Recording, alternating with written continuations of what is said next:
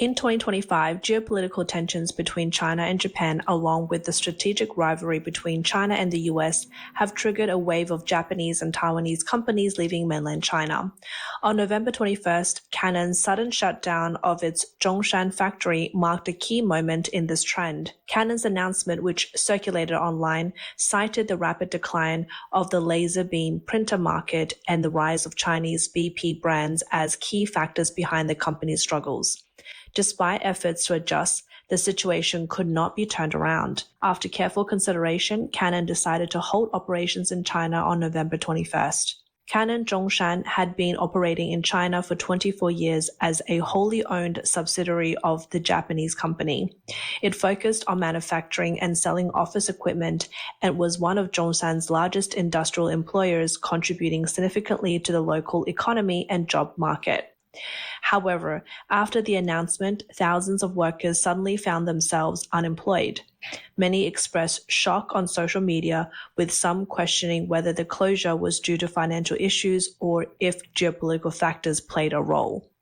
One worker commented, "Can a Fortune 500 company just shut down like this? Are we supposed to deliver food or drive for ride-hailing services now?" Yeah, they can. Like specifically, like you have to understand exactly what's going on, like geopolitically in the region, right? When it comes down to like what China is attempting to do to Taiwan, while Taiwan is basically being backed by the United States of America along with Japan. Yeah, guys, they're going to leave. If you're going to consistently threaten, all right, threaten the country by your one China policy, all right, what are you expecting here? They're not going to want to deal with this, bro. They're going to leave your countries. And the people that are working in these facilities, they're going to now be out of work because the Xi Jinping and Beijing are basically threatening the region. What are you expecting to happen? Like, why would you want to have a company in a country specifically that is threatening your existence? It's logic. Most workers were concerned about their future. One shared, "In 2019, we were optimistic and didn't fear losing our jobs. Now the anxiety is unbearable. This is My true. colleagues feel the same way." Blogger Asia Finance on X remarked that if financial problems were the main issue, companies would typically try layoffs, pay cuts, Yeah, or because it's financing, not financial. not immediately close factories. He suggested the shutdown might be more about avoiding political uncertainties. Mhm. This is not an isolated event, but part of a wider trend of Japanese companies withdrawing from China, Of course. marking the end of an era when foreign capital dominated China's manufacturing sector. On November 26th, a survey by Nikkei Asia revealed that increasing business risk and declining market share have pushed Japanese companies to reduce their reliance on Chinese manufacturing and sales. The ongoing tensions between China and Japan has only amplified the risk of doing business in China. Japan's investment in China has fallen sharply. According to Japan's External Trade Organization, investments dropped by over 30% in the first half of 2025. In early November, Chinese users noticed that Sony Xperia WeChat service account displayed a self-cancellation notice, and the mobile section disappeared from Sony China's website. Pages showing older products could no longer be accessed. Additionally, Sony Xperia's official Weibo account has not been updated since March. An anonymous Japanese electronics insider in China explained that the decline in Sony phone sales in China, along with adjustments to service centers, reflected a broader reevaluation of Japanese companies' operations in the country. He added that the appeal of the Chinese market for Japanese company is diminishing, and Japanese expatriates are feeling less secure in China. Some Japanese employees' families, including those holding Chinese citizenships, have already started returning to Japan. So which Japanese companies or brands have reduced or ceased operations in China in 2025? Across industries from automobile to retail, a wave of withdrawals have begun. Mitsubishi Motors' exit has been one of the most notable cases. In 2024 fiscal year, Mitsubishi Motors saw a 53% drop in sales in China and other Asian markets, selling only 7,000 units. Faced with mounting losses and a shrinking market share, Mitsubishi announced in early 2025 that it would cease production and sales of vehicles in China, closing its joint venture factory in Changsha, Hunan. Yeah, guys, hold on. Guys, when it comes down to some of these things here, like I can definitely tell you my opinion on this one here.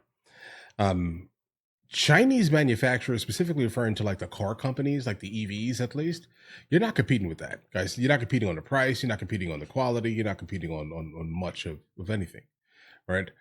No, they're probably buying BVD or BYD, I think is what it's called here. That or other like Chinese EVs that are absolutely dominating the market. So the fact that Mitsubishi only sold 7,000 vehicles in the entirety of the country, it says you're not going to make it, right? You're not going to make that at all. Okay. You're not going to be able to keep up with Chinese EVs at all. This is kind of why the United States of America does not want cheap Chinese EVs to basically hit our market, right? It has nothing to do with quality, has nothing to do with anything else. They know that the Chinese market share of EVs will absolutely dominate, bro. If you've seen some of these things, like if you've seen like the new Huawei car, jeez, give me that right now. I'm sorry. Don't bring that here. All right. Don't bring that here. You bring that here. That's a lot of things are done. Like all those Mercedes, like EQSs are basically over, right? And things like that. So you're not going to be able to really compete in China with some of the things that China has already, that they're already making, and they've already taken the intellectual property of. Okay, I'm sorry, they're going to undercut your costs. So if the Mitsubishi is selling for 20, they're going to make that same Mitsubishi under a different name and sell it for 13, bro. So I don't know what you're expecting to do here, right? When it comes down to specifically China, but either way. Another company, Panasonic, continues to invest in China, such as setting up a subsidiary for electric vehicles in Shanghai. However, the company is scaling back its traditional consumer electronics business. In 2025, Panasonic announced it would stop producing low-end microwave ovens, rice cookers, and other small appliances in China, closing production lines in Tianjin and Hangzhou. Toshiba has also reduced its presence. After selling its television brand license in 2018, Toshiba's products in China are now sold under private labels. Sharp has not fully exited, but has seen its market share for products like smartphones and televisions fall below 0.5%. In 2025, Sharp quietly removed several smartphone product lines from its Chinese websites and shifted its focus on commercial displays and medical equipment. Tamura Electric, which operates 11 production and sales bases in China, reported in November that it would begin producing current sensors in Saitama Prefecture, Japan in December and sell off a joint venture in China. The company plans to reduce its production in China by 30% by 2028 and expand production lines in Mexico and Europe. Reports suggest TDK Corporation is moving its battery production out of China. By the end of 2025, it plans to start producing smartphone batteries modules in Haryana, India. A TDK employee in Dalian confirmed the company's reduced production in China, which is having a significant impact on local workers. In the service sector, Family Mart closed nearly 100 stores in northern China in 2025, focusing on the Yangtze River Delta and Pearl River Delta regions. While Toshinoya has not fully exited, it has paused expansion plans in second and third tier cities, shifting some locations to franchise or joint venture models to reduce risks. Yeah, guys, when it comes down to like this type of thing, though, I expect these companies to still kind of exist within China. This makes all the sense in the world, truthfully here. Because this is food, right? This is like, you can live somewhere and say, oh, I miss this type of food, or I really love Japanese food for the night. If that makes any sense here. But the larger, like manufacturer type of businesses, they're not going to stay there, bro. This trend follows the sharp escalation of tensions between China and Japan in 2025. Japanese Prime Minister Sanae Takaichi recently suggested that Japan's self-defense forces might intervene if an emergency arose in Taiwan, triggering a strong reaction from Beijing. In response, China sent warships to patrol disputed water near Japan, issued travel warnings for Japan, hinted at restricting Japanese seafood imports, and applied economic pressure on Japanese businesses. This diplomatic crisis has spread to the business world. A report from Japan's external trade organization revealed that more than 20 business engagements between China and Japan were cancelled, leading to a loss of corporate confidence. Many Japanese companies, sensing growing insecurity, are shifting operations to Vietnam and other Southeast Asian countries. Professor Ichiro Korogi, a China expert at Japan's Kanda University of International Studies, said Takaichi has clarified she won't retract her remarks. He noted that Beijing's actions have actually increased her public support in Japan, adding, "The more pressure China applies, the more united the Japanese people become." Amidst China's expanding military presence in the region, Japan and Taiwan are growing closer. On November 15, Japan and Taiwan signed an intelligence sharing agreement and reaffirmed support for Taiwan at the G7 summit. Economics has become a key pillar of Japan-Taiwan cooperation, with over 80% of bilateral trade in 2025. Taiwan Semiconductor Manufacturing Company, TSMC, built a factory in Kumamoto, Japan, which began production in April 2025. This marks the formation of a semiconductor alliance aimed at diversifying risk tied to China's pressure. In Taiwan, Japan's firm stance towards China has boosted public support, with calls to buy more Japanese seafood, including scallops. Meanwhile, the Taiwanese government has lifted all food import restrictions from Japan, including seafood, imposed after the 2011 Fukushima nuclear disaster. Recently, President Lai Ching-te posted a video of himself enjoying sushi, including scallops from Hokkaido and amberjack from Kagoshima, Japan. President Lai Ching-te said, "What do you all eat? Maybe it's a good time to enjoy Japanese food." He also mentioned that his lunch included local squid and tamagoyaki made with Taiwanese eggs, symbolizing the strong friendship between Taiwan and Japan. They needed this. In the first half of 2025, Taiwanese businesses saw a historic surge in capital outflows, with investments in China falling to just 2.7%. This shift is part of a broader trend where Taiwanese companies are accelerating their exit from China. On November 18th, Jingbao Electronics, a company with nearly 30 years of history in Dongguan, Chang'an Town, announced its shutdown. At its peak, the company employed over 10,000 people and was one of Dongguan's top exporters. Famous vlogger Ying Dian confirmed that after the last batch of employees received their compensation, Jingbao Electronics completed its liquidation by 2025. The company has moved its operations to Thailand, joining other major factories in Chang'an like Jingbao, Guangbao, Puxi, Fujitsu, Xing'an Footwear, and Fu'an Dyeing, all of which have closed. Jingbao's move out of China has been ongoing for more than a decade.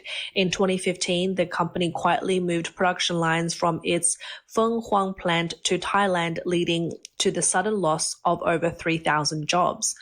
Founded in 1996 as part of Taiwan's Jirenbao to Group, China. Jingbao initially invested more than $100 million and covered 170,000 square meters. The company produced products ranging from calculators to printers, supplying global brands like HP, Dell, and Canon.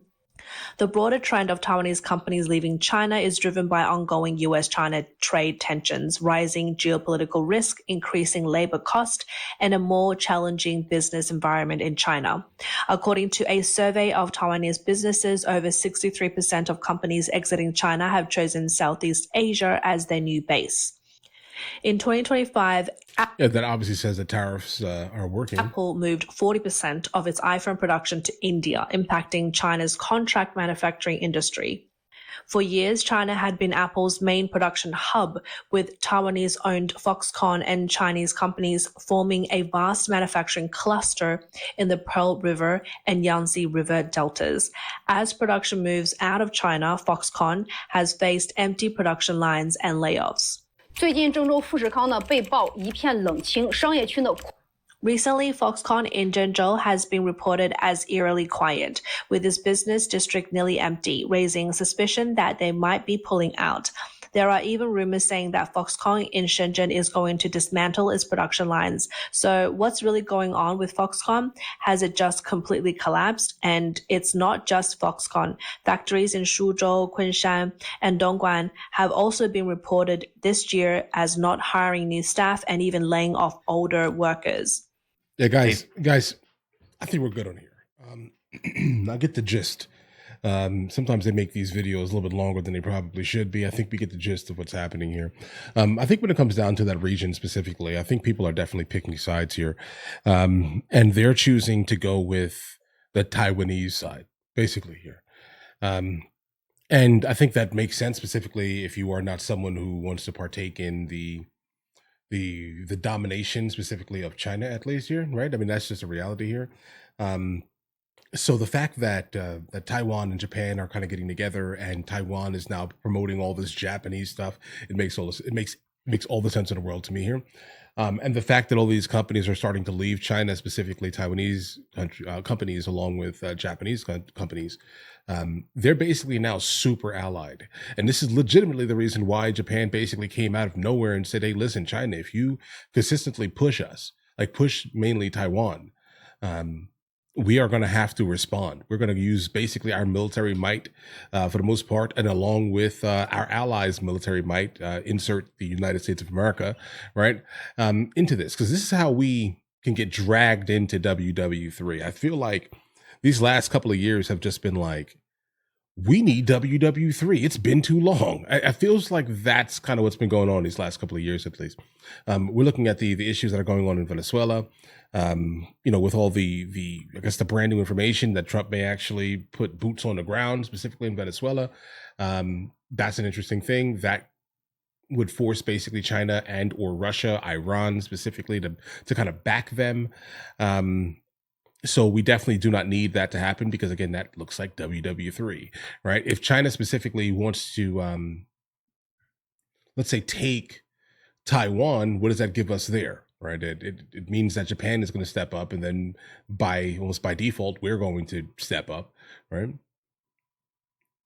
Then China is going to step up, basically, against everyone, and then Russia, then Iran. Again, we keep going in circles here. It seems like we're definitely moving towards some type of WW3 scenario, and I'm not like specifically partial, let's say, to that type of thing happening, guys, right? I don't want it to happen.